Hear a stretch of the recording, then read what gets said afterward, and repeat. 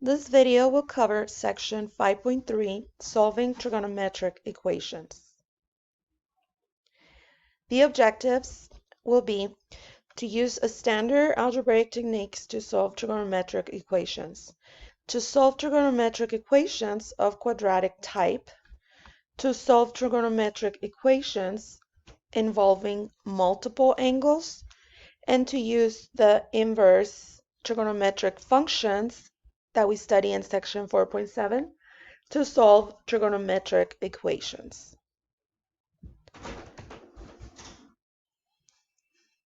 To solve a trigonometric equation, we will be using standard algebraic techniques whenever this is possible. Those algebraic techniques will be collecting like terms or factoring or perhaps adding some fractions that contain trigonometric expressions in the numerator or denominator or both. Your preliminary goal in solving a trigonometric equation is to isolate the trigonometric function, just like you see here on one side of the equation. That's what we want to have ultimately. After that, we will use the sine inverse or arc sine function, and then we will obtain the result. So here the original equation was written up here. So we have 2 times the sine of x equals 1. And so you know that even if we don't have the multiplication symbol, just having the number in front of the trigonometric expression implies multiplication. So that's why I say 2 times. So since the 2 is multiplying, we could take that across, and then it will be dividing on the right side because of inverse operations. Or you might want to say we divide each side by 2. So divide by 2, divide by 2. And so, of course, we know that cancels out. So we get to this part of the equation, and now at this point, we could use sine inverse of sine x. And just for demonstrating, right now, since it's our first equation, I'll write it on both sides. So we take that same sine inverse function. Now, what will happen on the left side of the equal sign is that sine inverse and sine are inverses of each other. So they outdo each other, cancel each other out. So then we are just left with x. And so x is equal to whatever the sine inverse of 1/2 is. So you remember, you got to think of this way. For which angle is the sine equal to 1/2? And that is my favorite angle and my favorite sine. So that is 30 degrees. Or in radians, which is how we will give our answer most of the time, pi over 6.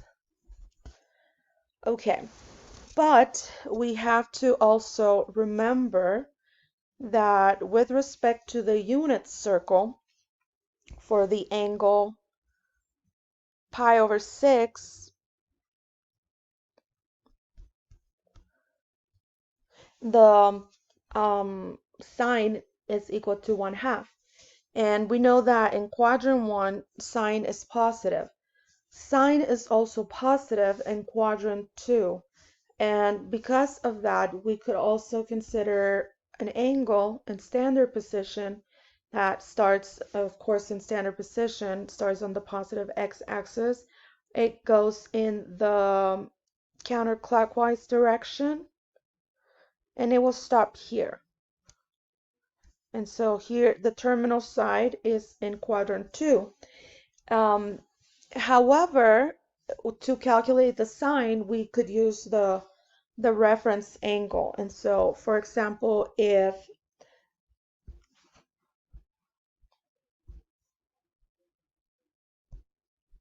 this angle here, we call it theta, and we're going to say that that will be pi over 6 before getting to pi. So that will be 6 pi over 6 minus pi over 6. So that will be 5 pi over 6. And also, if we use the reference angle concept that we cover in chapter 4, this angle right here, which is theta prime, to represent the reference angle of this one, it will be pi over 6. Remember, reference angles are always positive and acute, meaning they're smaller than pi over 6. So that is another way to come up with both solutions. So we have that x could be pi over 6, but it could also be 5 pi over 6. And those two will be the answers for only one rotation, one revolution, or within the um, interval for x values of from 0 to 2 pi. Now, since 0 radians and 2 pi radians are both located in this exact same place, then we do include one, but not the other. So we include 0 and we do not include 2 pi. You could also see that here with our first problem. Now let's look at so just to make sure we understand the solutions to the equation. And the interval from 0 to 2 pi will be pi over 6 and 5 pi over 6. Now, we're going to look at the same problem, but we're going to look at the graph of the sine function. And so for this function, we could see the graph is here.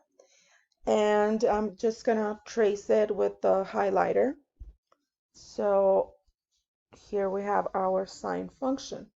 Now, if we were to solve this graphically, we could use a horizontal line, and I'm going to mark that here with pink. And that horizontal line is representing the graph of the equation or the function y equals 1/2. And so the idea of having this equation is that you will graph the right side as a function of its own, and then within the same graphing window, you will graph as a separate function the other one, which is sine of x. And so if we do that, we will find out, of course, we could use some functions like menu and trace or find intersection, and I will be covering this on Monday during our live session on Blackboard. So here are the first two solutions that we discussed, and it was pi over 6 and 5 pi over 6. And that was for the interval from 0 for the x values to 2 pi. That's what we decided, and it was 0 was included, 2 pi was not included. So within that interval, the only two times that the graph intersects the line y equals 1/2, it will be there, those two. However, if we want to find all of the solutions, they will repeat every time you complete a rotation of a circle or one revolution, which is equal to 2 pi. And this could be in the positive and also in the negative direction. So for example, if we consider here pi over 6 and we add 2 pi, then we will be placing our solution or our intersection point there. And if we consider 5 pi over 6 and we add 2 pi, we will be here at 5 pi over 6 plus 2 pi, which will be here. So let's see what those solutions could be. And for that, let's just simplify this fraction, or actually add the two angle measurements. So this will be pi over 6 And for 2 pi, if I want to convert that into something that has a 6 in the denominator, I will have to multiply both top and bottom of my fraction by 6. So that will give me 12 pi. And if we add, now that we have the same denominator, we'll have 13 pi over 6. So that is what this point is representing, 13 pi over 6. Now let's see what this one on the bottom means. So that will be 5 pi over 6 plus 2 pi in terms of 6 is 12 pi over 6. We already know that. And so if we add the numerators here, 5 pi plus 12 pi, we will get 17 pi over 6. And that is this point here that is highlighted with green. Okay, and I said we could also go in the negative direction. So if we were to do that, like the answer that we see here,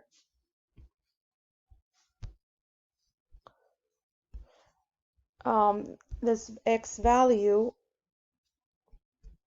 will be 5 pi over 6 minus 2 pi, which is 12 pi over 6. And that will be equal to negative 7 pi over 6. So that will be another solution. However, that solution and the other two previous ones will not be in the interval from 0 to 2 pi, but they could still be solutions. Now, we could continue doing this, adding 2 pi or subtracting 2 pi or adding other multiples of 2 pi, for example, 4 pi or 6 pi. And we could continue getting solutions. So the way we're going to generalize all the solutions, which is called the general solution, is it will be by using the equations that you see here at the bottom of the slide. And it will be the first one that we found in quadrant 1, and then we add multiples of 2 pi. This could be positive or negative because here we're saying n is an integer, meaning positive or negative. And we will do the same with the other solution, the ones that were in the interval from 0 to 2 pi, and which was that was in quadrant 2. And then here with that part of the equation, it says we add multiples of 2 pi. And remember, these multiples could be positive or negative. So when we consider the general solution, we are actually saying how we have infinitely many solutions. And remember that for the sine function,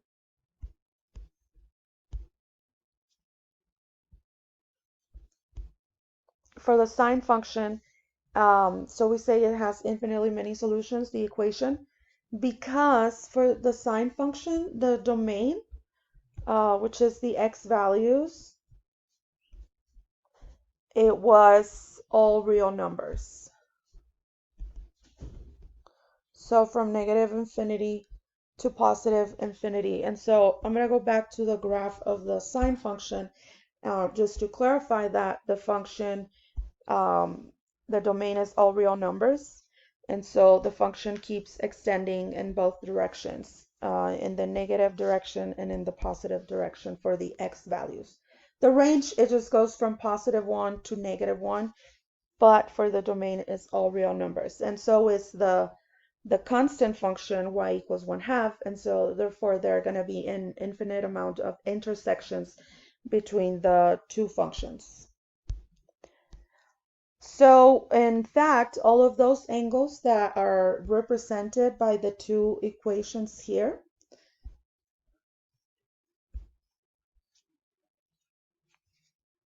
are going to be coterminal with the first two solutions that we found, the pi over 6 and the 5 pi over 6. So meaning that they will have the same terminal side as pi over 6 or the same terminal side as the 5 pi over 6. And so that will be because we continue adding or subtracting a multiple of 2 pi. So for example, the one that we found. If we were to add pi over 6 plus 2 pi, we found it to be 13 pi over 6. So if I graph that within the unit circle, it will be in standard position, of course. So we start with the positive x-axis. We complete one full rotation, which is 12 pi over 6, and then we go another pi over 6. And so that angle is what will be 13 pi over 6. So if you notice that one, the terminal side would be here, which is coterminal with 5 pi over 6. And similarly, we could graph the other angle that we found, the 5 pi over 6 plus 2 pi, and that was equal to 5 plus 12, 17 pi over 6. So to graph that one also in standard position, I could start here, go a full rotation, one full revolution, and then 5 pi over 6 extra. And so the terminal side of that angle will be the same as the terminal side of 5 pi over 6. So therefore we know they are coterminal. And when solving trigonometric equations, you should write your answer using exact values rather than decimal approximations. And so for that, what we need to do is give the angles in, like I said, most of the time it will be radians, so they will be in terms of pi, if possible, of course. So there are ways to check your solution graphically with the calculator, and I can show you how to do that maybe on the next example. But the calculator will give you a solution in decimal form. So I will be an approximation, and you know how web a sign is, so it's probably not going to take that answer. With example 1, we're going to be collecting like terms. So before I do that, I want to place my trigonometric expressions, sine x and negative sine x. I want to place them on the same side. So if I consider that negative sine x is negative on the right side, I can take it across the equal sign and then it will be positive sine x. Or you can think of it in terms of you add sine x to both sides. And of course it will cancel on the right. Now what I'm going to do is take the positive square root of 2 and take it to the right side. So it will go from adding to subtracting. Remember, inverse operations. And of course I need the equal sign. So that will be negative square root of 2. Now we're going to collect like terms. So 1 sine x. Remember, if it doesn't have a coefficient, it does have an implied 1. So 1 sine x plus 1 sine x is going to be 2 sine x. So that is what we did, combine like terms by adding them. So in this case, we add the coefficients, the number in front of it, which is an implied 1. And on the right side, we have the square root of negative 2. So now just to isolate sine x, we're going to divide by 2. Divide by 2, that will cancel it. Or like I like to do it, we take this 2 across the equal sign, and so it will go from multiplication to division, like that. Okay, so now let's think about where the sine function is negative, and that will be in quadrants. Since sine is with respect to the unit circle, it is related to the y coordinate of the unit circle. That will happen in quadrants 3 and quadrant 4.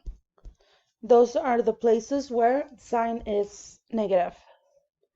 So we're going to be talking about angles that have the terminal side located in quadrant 3 and quadrant 4. So the first one, it's going to be starting from here, and then we go in that direction, counterclockwise, so it will be that one. And for that one, it happens to be pi over 6 away from the x-axis. So the reference angle will be pi over 6. I'm sorry, I don't know what I said that. It was from the previous question. The reference angle will be pi over 4. So theta prime pi over 4. So what that means is that our angle, the one that I traced with pink, it's going to go pi over 4 radians after pi. In other words, we have pi plus pi over 4. And so that will give me 4 pi over 4 plus pi over 4, which will be 5 pi over 4. And so that will be the angle here, 5 pi over 4. Remember, the one that starts here goes all the way there. The terminal side is in the quadratic. So it will be 5 pi over 4. Now let's see what the other one will be. And that, again, starts from the positive x-axis. We go in the counterclockwise direction, and we stop there. Now that is the terminal side. And for this angle, the reference angle happens to also be pi over 4. So let's call it beta prime. So that will be pi over 4. But for this angle, the angle that will be coterminal to it is going to be pi over 4 away from 2 pi. So to find it in this angle, I'm going to call it beta. To find beta, it will be 2 pi, and then it's away from 2 pi by pi over 4 radians. So I need to subtract that. So in this case, we'll have 2 pi in terms of fourths is 8 pi. So 8 pi over 4 minus pi over 4 is going to be 7 pi over 4. And that is what that angle will equal to. I didn't finish writing this, so theta was 5 pi over 4, and beta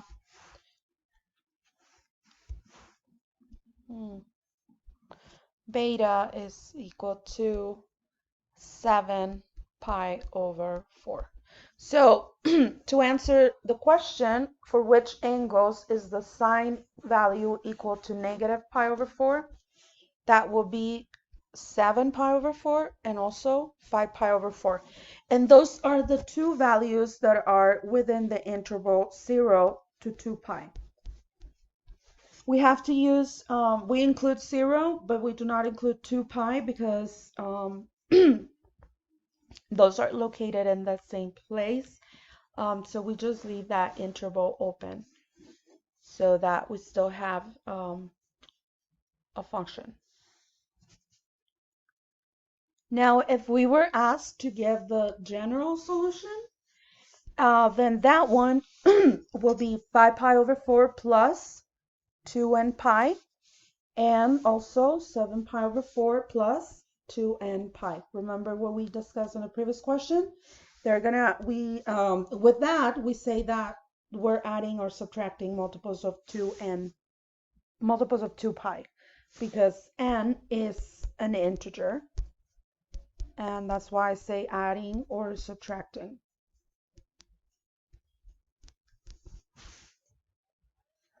Many trigonometric equations are of quadratic type, such as the example we have here, ax squared plus bx and plus c.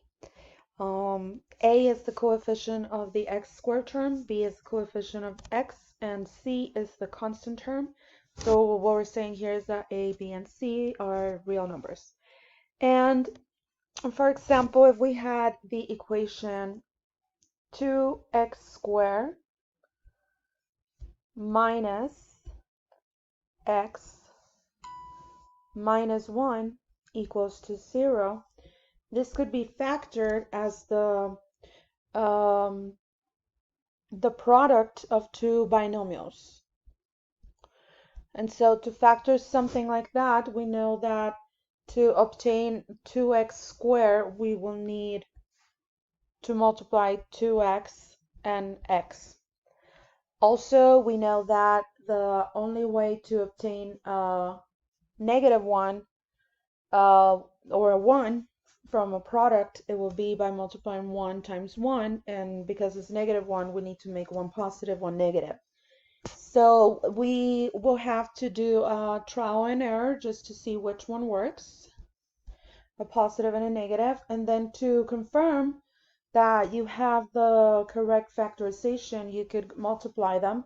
So if I do that, I will obtain 2x plus 2x squared plus x, plus 2x minus x minus 1.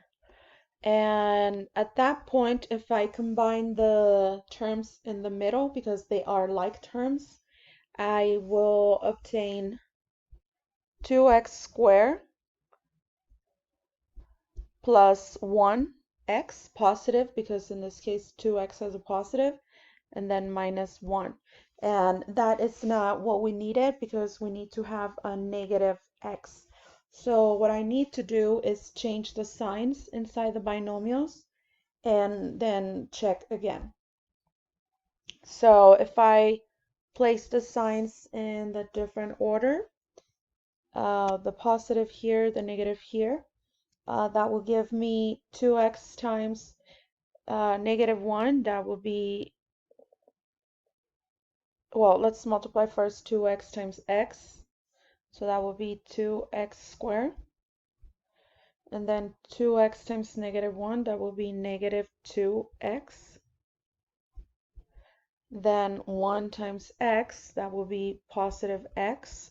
And then 1 times negative 1, that will be negative 1.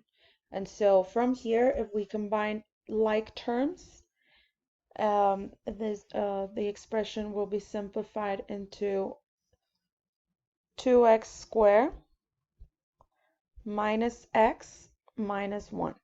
And that is exactly what we needed to factor. So we're going to use the same idea and the same factors, or the same coefficients, the same numbers that we have in our factors. And instead of the variable x, our variable is going to be the expression, the trigonometric expression sine x. So instead of x, we will have sine x, and instead of x squared, like we have here, we will have sine square x, which we discussed before. Not the x is the one being square, it's the whole thing, sine x, the one that gets square. So that's how we can use the idea that sine x squared is the same as the x squared, or in this case, we're using it the same way to factor, or sine square x. And the one that we have highlighted in blue, sine x, it will be the equivalent to x. Okay, so with that said, let's go ahead and factor this expression. So we're going to have the product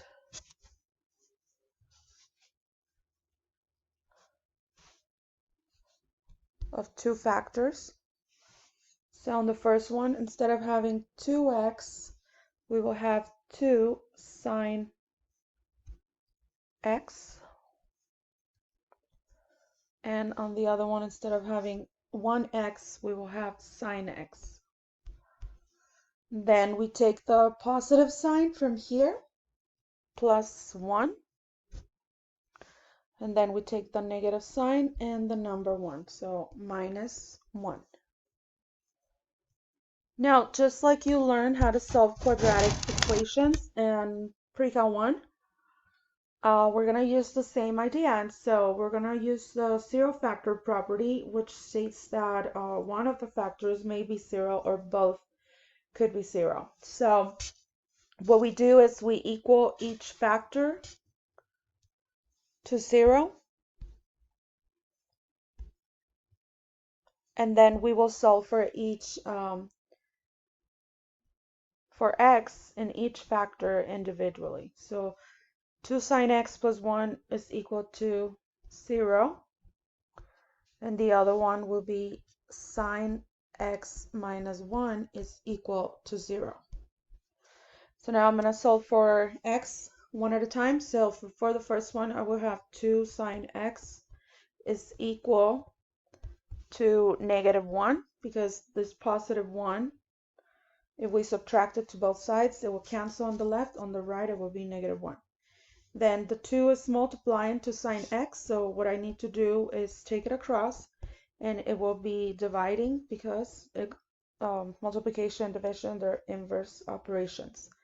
Now from here, this looks a little familiar, except that we were actually dealing with positive sine x equals 1/2.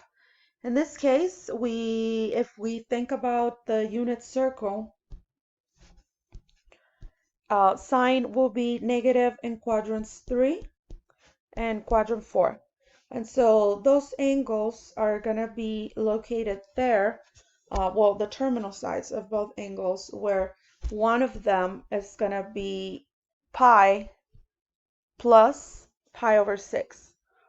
And so in that case, we're going to have x is equal to pi plus pi over 6, and that will be 7 pi over 6. For the other one, we will have the terminal side in quadrant 4. Actually,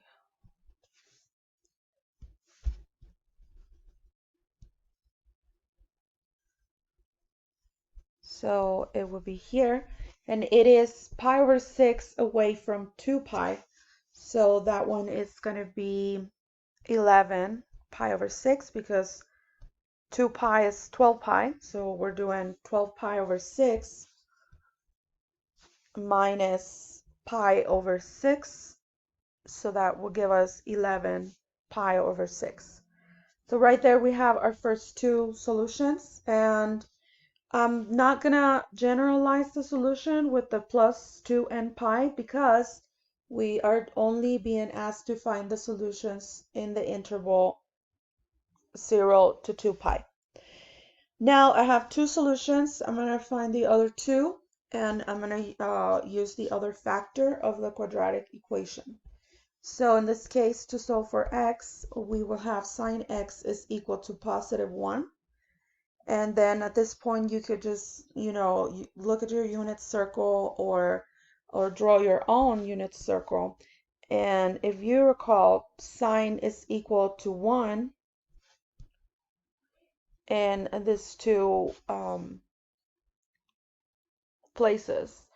And that will be pi over 2, and also -3. I'm sorry, not negative.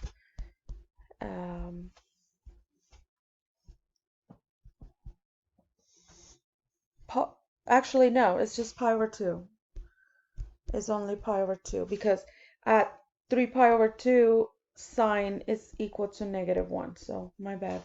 So only at pi over 2. That's where the sine value is equal to 1. So pi over 2.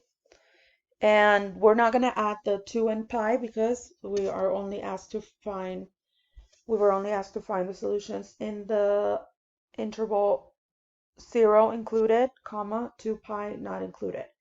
So the number of solutions that we have in total will be 3. Remember, the trigonometric equation could have an infinite amount of solutions, but since we're only focusing ourselves on the 0 to 2 pi, then we have those 3. If you have to enter them and it says enter the exact solution, you need to have it in this form. And if you have decimals, whatever sign will count it wrong.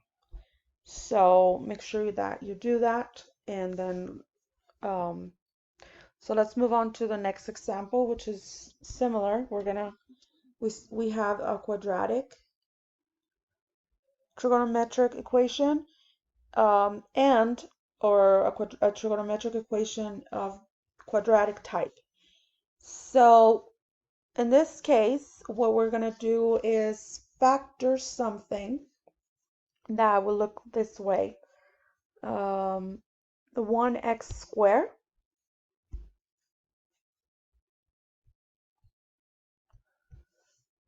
plus, not plus, but minus 3x, and then minus 2. So what I'm doing is using the coefficients of this equation here, a 1, a negative 3, and a constant term of negative 2. So that's what we have above. And ignore this part, it was from the other slide. But we will still keep this part that we're going to work in the interval from 0 to 2 pi. So we're going to go ahead and factor the quadratic equation here. And you can notice that what we're going to be doing is we're replacing x with, after we get done with the first factoring, we will be replacing x with secant x. And then x squared will be secant square x, or secant of x in parentheses square. Remember, those two are the same thing. So let's move on to the factoring, and it will be the product of two binomials. So the only way we can get x squared is by multiplying x times x. And since we have a negative sign here, that implies that inside our two binomials, we're going to have opposite signs. So we're going to have a positive and a negative. And the factors of 2 are only 1 and 2. And so because we have opposite signs, we need to decide which one is positive, which one is negative. And for this one, to get a combination of negative 3, both will have to be negative. But we already said that we have to have opposite signs because that one has the negative 2 as the product of them, negative number. And so in this case, the quadratic equation is not factorable. So we have the quadratic formula written on the right side. Make sure you write it down on your notes.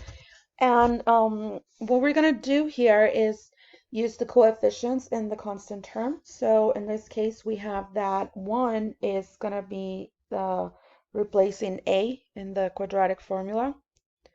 Then we will have b, the coefficient of x, which is negative 3, is going to be replacing b here and here.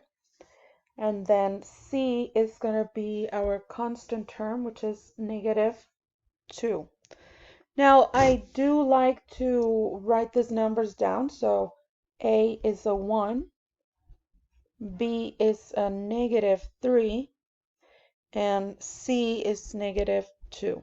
So I like to do this because I don't like to forget about negative signs. It's very important to keep them because the formula does have a couple of negative signs embedded into it. So it's very important that you don't forget about substitutions of negative signs. So now I'm going to start substituting. So we will have that x is equal to negative from the formula. And then we have b, which is negative itself, negative 3. So if you notice, I'm using parentheses because that's what you should do. And then we have plus minus the square root of b squared. So I'm going to use parentheses for negative 3 and then square.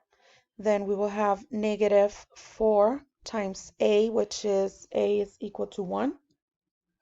And then times c, which is oh, and I made a mistake here.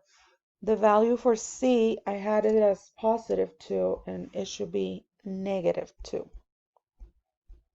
So negative 2, so I'm going to put it in parentheses as well. So we had a negative 4 times A, which was a positive 1, and then times C, which is negative 2. And all of that divided by 2A, so that is equal to 2 times 1. So remember we said A is 1, so we have that substituted here and here. We have that B is negative 3, so we have inside parentheses negative 3 and negative 3. And then finally we have C is negative 2, so we have that substitution here. So now we're going to work this problem out. And first we multiply here this negative times the negative. But that is like having a negative 1 times negative 3, so that would be positive 3. Then plus minus the square root. Negative 3 squared from here is equal to negative 3 times negative 3, so it must be positive 9. Then the product of that we have here inside the radical sign is negative 4 times 1 times negative 2, so it will be positive 8. Then we will have denominator 2 times 1, so it's a 2. Now from here, we're going to go ahead and add the, the numbers inside the radical sign, so that will be 17 and divided by 2. So with this answer, we actually have two solutions, and those two solutions will be x is equal to 3 plus the square root of 17 divided by 2, and the other one will be x is equal to 3 minus 7, the square root of 17 divided by 2. So if we go back and we say we do the same substitution here, or we think of terms that a is equal to 1, b is equal to negative 3, and c is equal to negative 2. We could just use the same principle that we use here with our quadratic formula and the substitution, and just imagine that instead of solving for x, we're solving for secant x. And so at that point, the answers to this solution will be secant x is equal to 3 plus the square root of 17 over 2, and the other one will be 3 minus the square root of 17 over 2. And this is something that you will have to get solve it with the calculator. I cannot think of the answer off the top of my head, so I think we do need to use a calculator, but we're not gonna do this right now.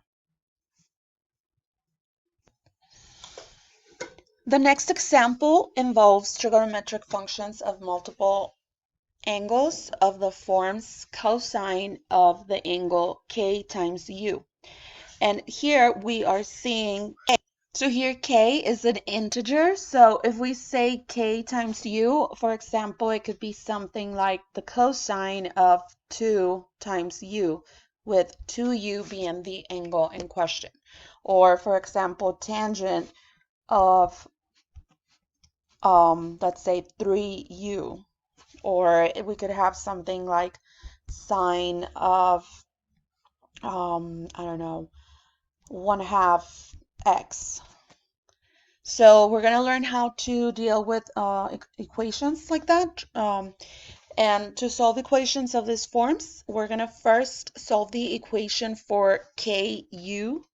So for example, in this case, we will be doing solving, let's say that the cosine of 2 times u is equal to, I don't know, 1/4 And so we will get the cosine inverse. Let's do an easy one. Let's say cosine of 2u is equal to the square root of 3 over 2. And so that will happen. That means that 2u it's equal to, if we were to apply the cosine inverse function to both sides, we will get that the cosine inverse, actually I'm going to write it down here, cosine inverse, we do that, so this 2 will cancel, and we will do the same thing here, the cosine inverse of, we said square root of 3 over 2. So if we were to do that, the answer to this question is going to be given in quadrant 1, and that is going to happen at 60 degrees or at pi over 3. So after doing that, we still have to solve for u. And so what we're going to do is divide by 2. So if we divide by 2 on both sides of the equation, of course on the left side it will cancel out, so we will have u equals, and if we divide these two fractions, we will obtain pi over 6. And so that will be the solution to the equation. So first we solve for 2u, and that gave us pi over 3. And then after that, we do whatever we need to do. For example, the 2 was multiplying, so that's why we divided by 2, because that will be the inverse operation. Okay, and so that will be the next step, which is what we did, dividing by 2. So then you divide your result by the letter k, by the constant in this case. So let's go ahead and try to solve this one. And we have 2 times cosine of 3t minus 1 is equal to 0. And so first, we're going to go ahead and rewrite it. So first, we want to take this negative 1 and move it across. By the way, we're solving equations, so we can work on both sides of the equation at the same time. It's not like section 5.2 where we were verifying identities and you were required to stay on one side of the identity or the equation. So in this case, we can rewrite this as 2 times the cosine of 3t is equal to positive 1. And after here, we could say the 2 is multiplying, so if I move that across, the equal sign is going to be dividing. And so this will turn into cosine of 3t is equal to 1/2. So here we're being asked to solve the equation in the interval 0 to 2 pi. And so what we're going to do to solve that is we will take the cosine inverse of the equation that we have here. We could take that on both sides.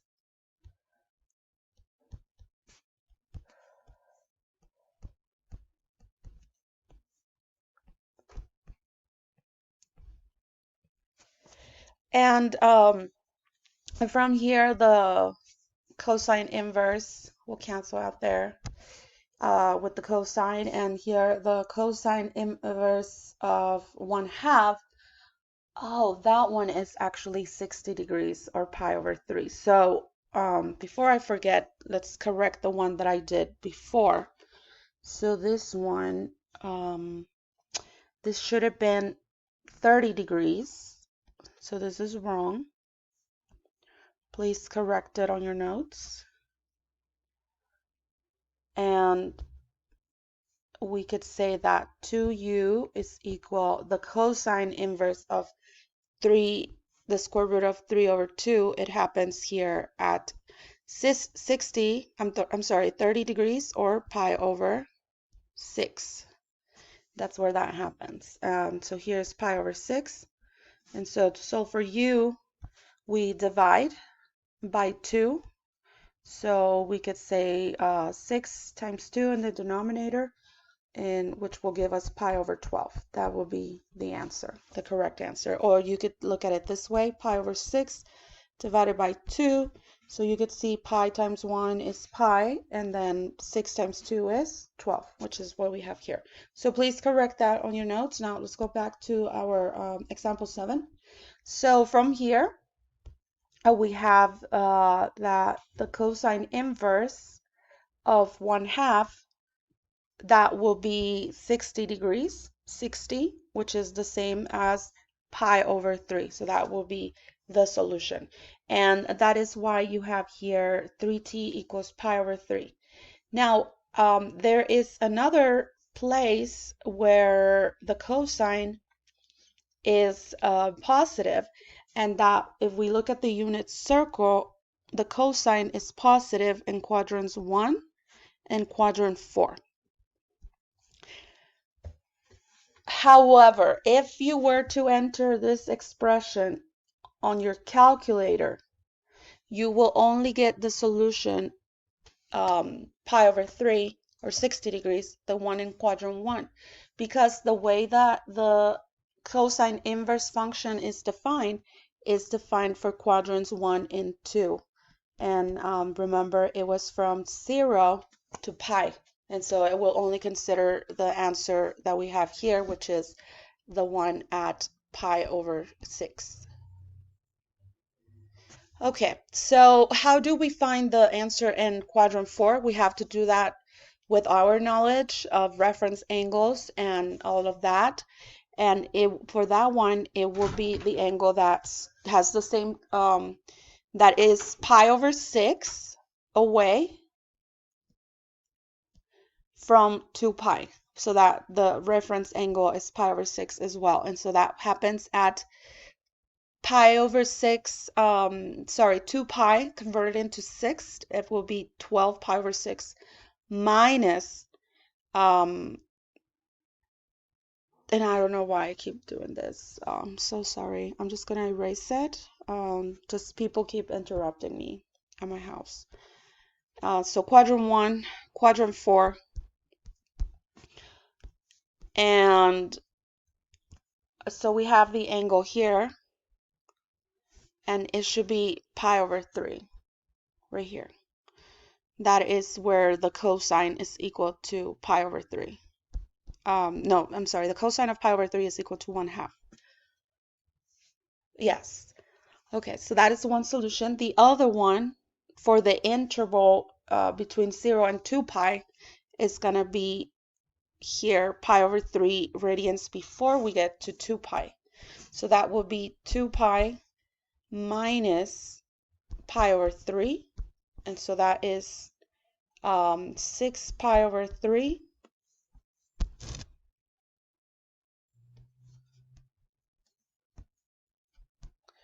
minus pi over 3, and that is equal to 5 pi over 3.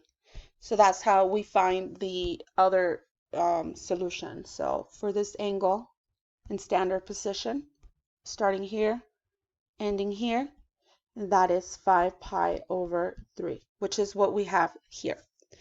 Now, those two are the solutions to the equation 3t equals 5 pi over 3. So now what we do from there is, so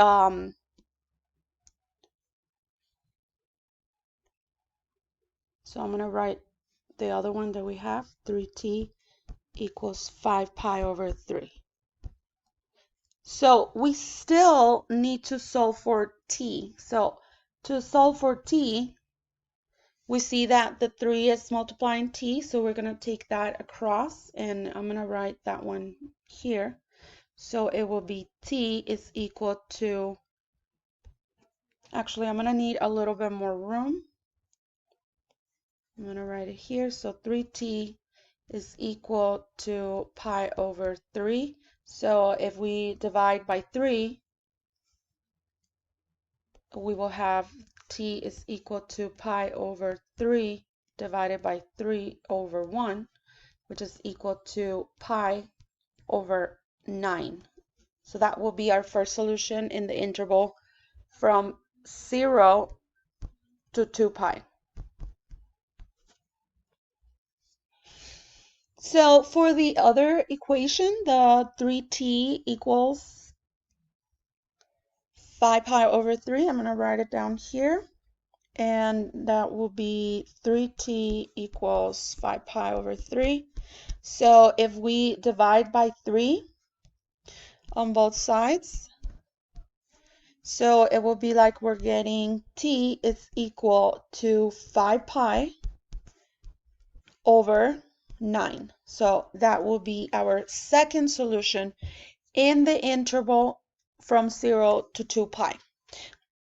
However, if the question becomes give the general solution,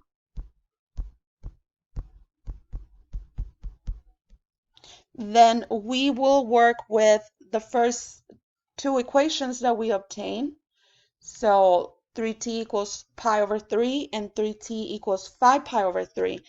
And then, which is what we have here, right? But then we're going to add plus 2n pi.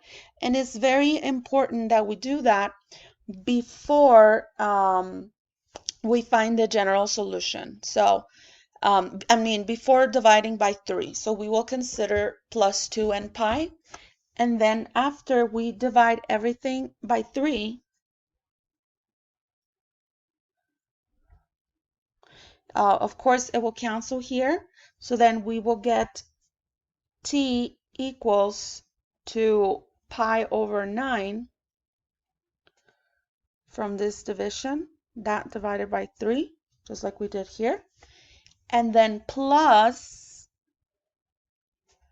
and this is going to be 2n pi divided by 3. So 2n pi divided by 3. And that will be the actual general solution, the one that includes in the infinitely many solutions. So similarly, on the right side, on this side, we divide by 3 and we will obtain that t is equal to 5 pi over 9 plus 2n pi divided by 3. Remember, the 3 is multiplying on the left, so then we moved it across, we divided by 3, and that's how we obtain the denominator of 9, just like we did here, and the 3 here. And so remember, the two solutions that I have here highlighted in green are the 2 in the interval from 0 to 2 pi. And for the general solutions, those are the ones that I'm highlighting right now in pink. So it will be pi over 9 plus 2 and pi over 3, and 5 pi over 9 plus 2 and pi over 3. For example 9, we're going to use inverse functions. And also we are going to start by substituting secant square x by something that is derived from the Pythagorean identity. So just because I want you to learn this very well, I'm going to write it again and show you how we arrive to that variation, which is what we're going to use to do our substitution. So in this case, if I divide everything by cosine square of x,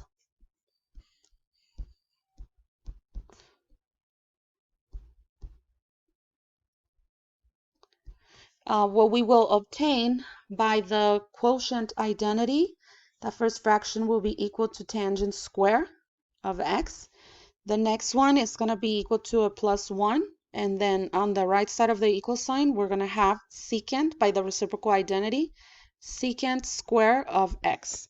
So now that is what we have with our equation right here. And so we're going to change that into the expression tangent square of x plus 1. So I'm going to replace that.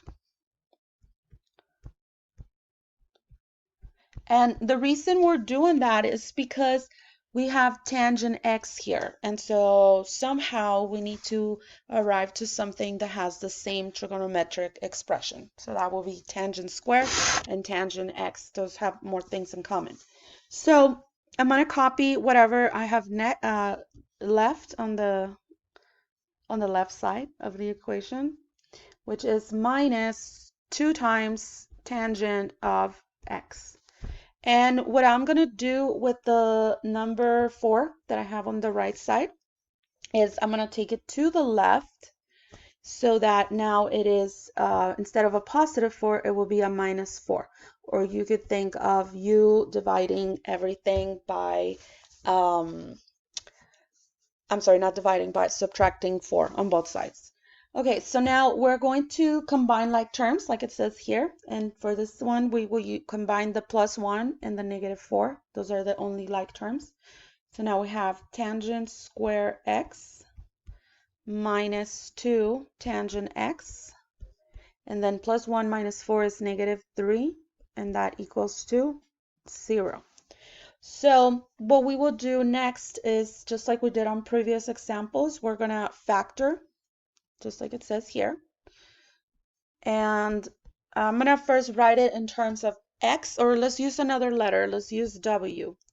So if I had an expression like w squared minus 2w minus 3 equals 0, and I wanted to factor that, then it will be the product of two binomials. One of them will be w plus something, and the other one will be w minus something.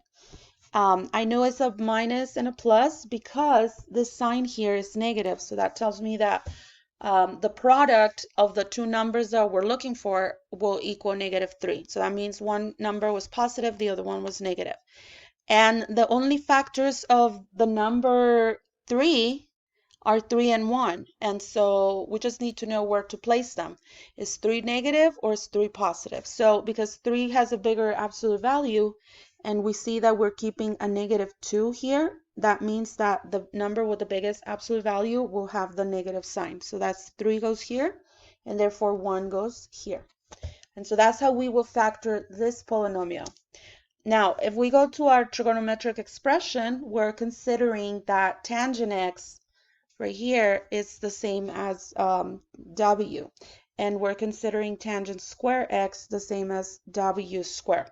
So using that, instead of having w plus 1, we are going to have tangent x plus 1, and the other one, instead of w minus 3, we're going to have tangent x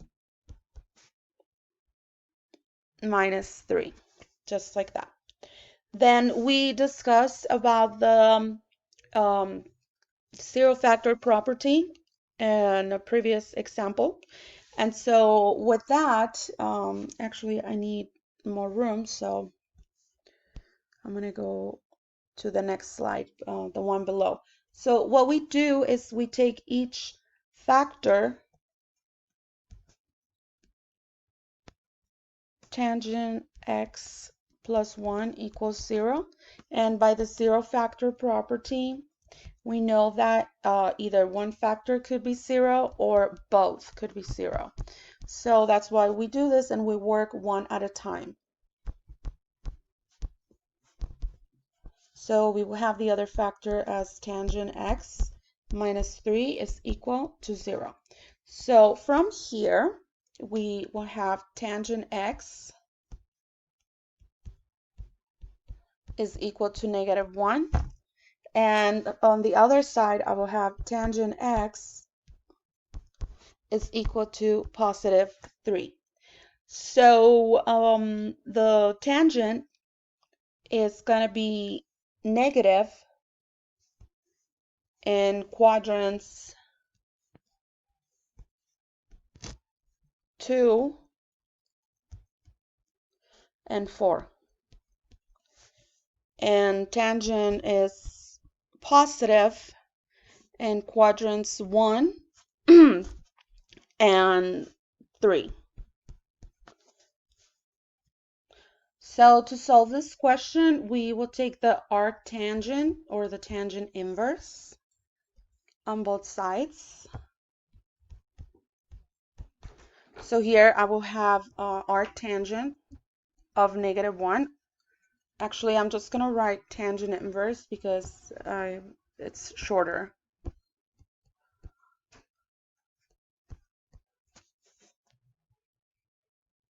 And so I know that in quadrant 2, at the angle that has a reference angle of pi over 4. So it will be an angle in standard position from here to here. And the reference angle here is pi over 4. So that angle, the one in pink, is pi minus pi over 4. So in that case, it will be 4 pi over 4 minus pi over 4. So it will be 3 pi over 4. That's what this angle is. And so that will be one of the solutions. And the um, in the interval from 0 to pi, to 2 pi, I'm sorry. Okay, also the other one that we could use is the angle that will start here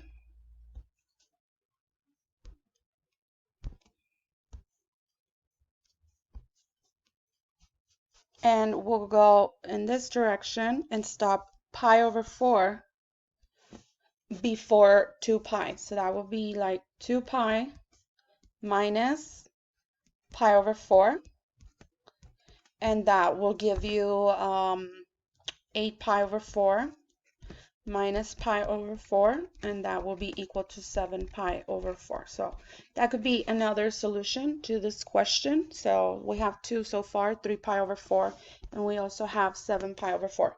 Those two solutions are in the interval, this is very important, from 0 to 2 pi, without including 2 pi. But if the question was requiring for you to find all the solutions, the infinitely many solutions that we have, then you will have to, and also furthermore, if you enter this on your calculator, arctangent of -1 or tangent inverse, if you were to enter tangent inverse of -1, the calculator will tell you is negative pi over 4.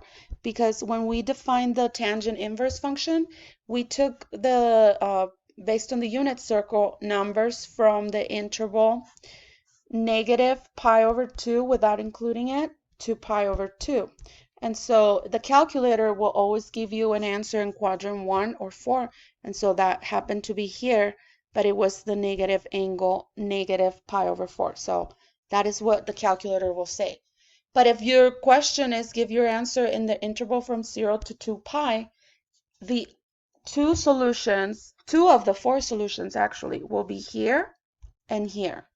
The one that will come from here, we will have to find it with the calculator. So if we take the arctangent of tangent x,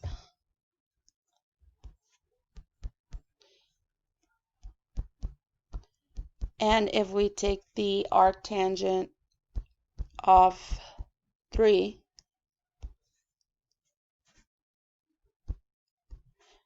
here these two will cancel each other out. So we have x is equal to the arctan of 3. That will be the exact solution in case WebAssign didn't want you to round, because the only way to find this is by entering it on the calculator and then getting an approximation. So if to enter arctangent or tangent inverse, you see it's in blue above the button with the abbreviation for tangent. So we have to use the second key function, then tangent. That will, you could see tangent inverse on the screen. We enter the number 3, and remember tangent inverse is defined in quadrants 1 and 4. So the tangent will be positive in quadrant 1, not 4. So that's the answer that the calculator will be giving us. And I want to point out that this answer is in degrees. You could see that on the top of your screen. And if you wanted your answer in radians, you have to go to mode. Then you will have to manually change the angle measurement to degrees by highlighting it, then pressing enter. Then I go back to my main screen and I'm going to enter that question again. And you could see on the top of the calculator screen it says radians. So if I press enter, now I have my solution in radians. For this one, you do not need to include pi. It's just 1.249. It's not like the question on the exam. So going back to here, oh, I forgot what it was, 1.249. Let's approximate to that. And it's not really a good approximation, so we will just leave it like that, radians. But exact solution, it will be just arctangent of 3 or tangent inverse of 3. So those will be the solutions in the interval from 0 to pi. And also, it will be another one that will be pi in quadrant 3. So the calculator will give us the one in quadrant 1, which could be like here, this one. And let's see, maybe somewhere here. That will be the 1.249. And the other one is going to be in quadrant 3, and it's actually going to be from here, and then it goes that far. So in quadrant 3, it will be equal to pi minus 1.249. And so if we calculate that with our calculator, I'm going to use the pi button. So second pi, and then minus, and to not round too soon, I can actually enter tangent of 3, because that's like I'm subtracting the 1.249. And so I will get that. So that is 1.8925. I don't know, it does not sound good to me. It sounds like that's not in quadrant 3. So I'm gonna leave that up for discussion for our live session on Monday. So for now, let's just work with the 1.249. And I just said that because we are not, oh, it's not minus, I'm sorry, it's actually plus. To be in quadrant 3, it will have to be plus. So it will be second pi, and then plus the tangent inverse of 3. So I need to add the 1.24, not subtract. That one makes sense. It is past pi, so it's 4.39. And I know that because the approximation of pi is 3.14. So I knew something was wrong. So 4.39.